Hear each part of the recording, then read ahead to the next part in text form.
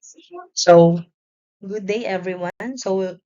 Today we will discuss the normal probability distribution, or what we call the normal curve. So, normal probability distribution is a probability distribution of continuous random variables.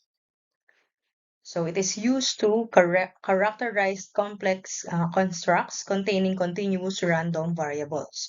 So, let's say for example, gusto natin may pakita yung probability distribution or yung curve ng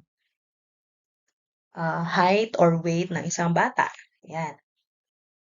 So, ang gagamitin natin is the normal probability distribution to illustrate it. So, normal distribution or the normal probability distribution is also known as the Gaussian distribution. So, ito yung itsura niya.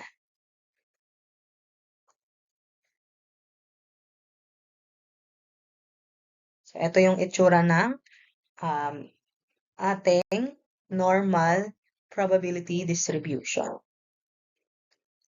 So now let us discuss the properties of the normal distribution.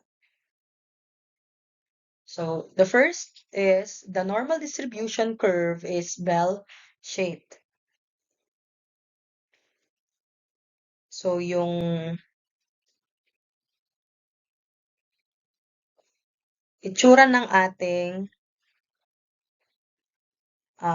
curve is bell-shaped daw. Yan. So I'll try to draw it here.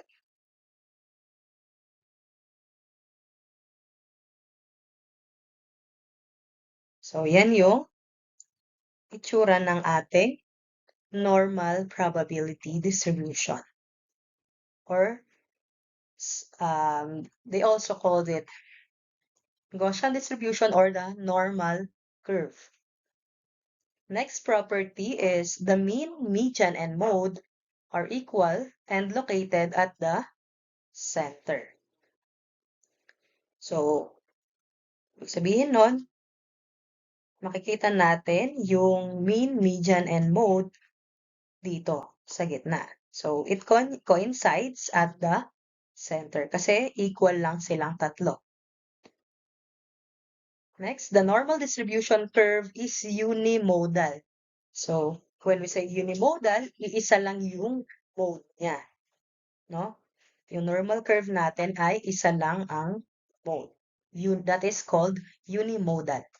Next, the curve is symmetrical about the mean or about its center. So, when we say, yan, symmetrical, kung ano yung itsura netong sa left side, ganun din yung sa right side. So, medyo mahirap lang siyang i-drawing kasi dito. Yan. So, yun yung ibig sabihin ng symmetrical. So, pareho sila. Magkamuka.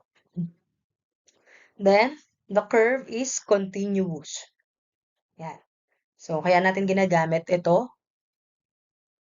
So, yung ganitong setup or illustration is it is being used in continuous random variable. Kasi sa kapag naman discrete random variable, ang ginagamit natin yung table. Yan, gumagawa tayo ng discrete probability distribution. Next, the curve is asymptotic to the horizontal line or x-axis. So, ibig sabihin nun, yung tails niya, no? So, eto yung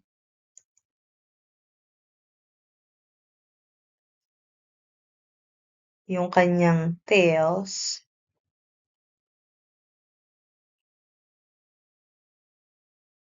Yan, eto, yung dalawa are asymptotic to the horizontal line. So, dito. Yan.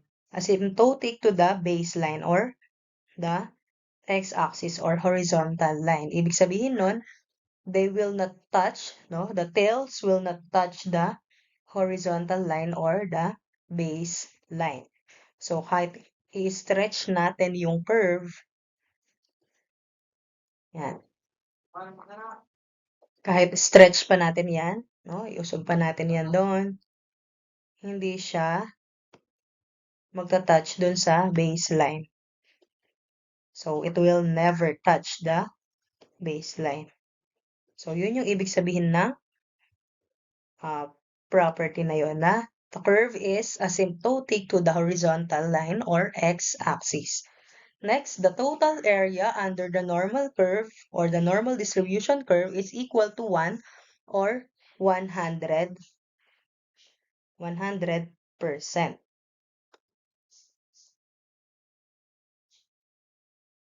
So, ibig sabihin, yung total niya, no, from here up to here, yan, yung area niyan ay 100% or total is 1. Kasi ito is 50%. Yan. So, 50%. Kung 50 yan, so pareho lang sila nito. No? Kasi sabi natin kanina, etong left side ay pareho lang dun sa right side kasi symmetrical sila, pareho sila. So, kung equal siya sa 100% from the center going to right, that is 50%, and from the center going to the left, that is also 50.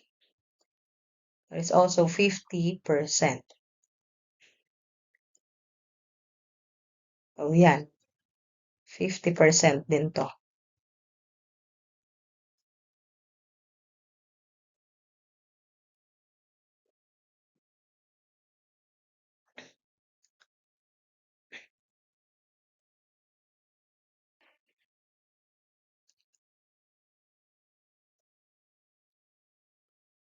So next, there are two factors that affect the normal curve. So ano yung mga yon? The value of the mean and the value of the standard deviation.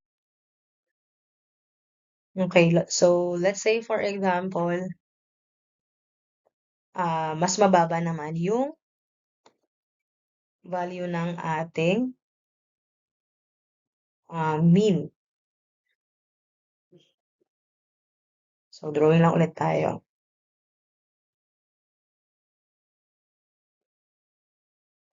So halimbawa, mas mababa, hindi siya dito sa gitna. No? Magiging ganyan yung curve natin going to the left naman siya. Kasi ang standard normal, no? Ang standard normal natin ay normal curve. Yan. Say for example, kanyan. So, normal curve natin, halimbawa dito yung ating mean, no? Kung normal yan, dito sa gitna yung mean. So, pantay lang siya. Pero kapag mas maliit na yung value ng mean natin, napupunta, yan, ito yung drawing ko kanina, mapupunta yung curve natin or magiging itsura ng curve natin ay going to the left, no? So, napunta dun sa left yung left side yung mean natin. So, again, the value of the mean determines the height of the curve, no? At nag-shift yung graph natin depende kung ano yung value ng mean. It's going to the right or to the left.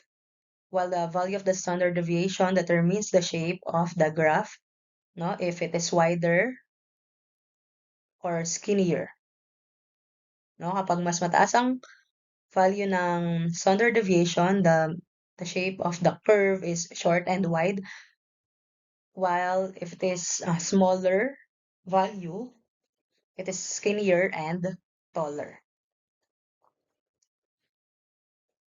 So those are the properties of the normal curve. Yan. So yun yung mga important details natin.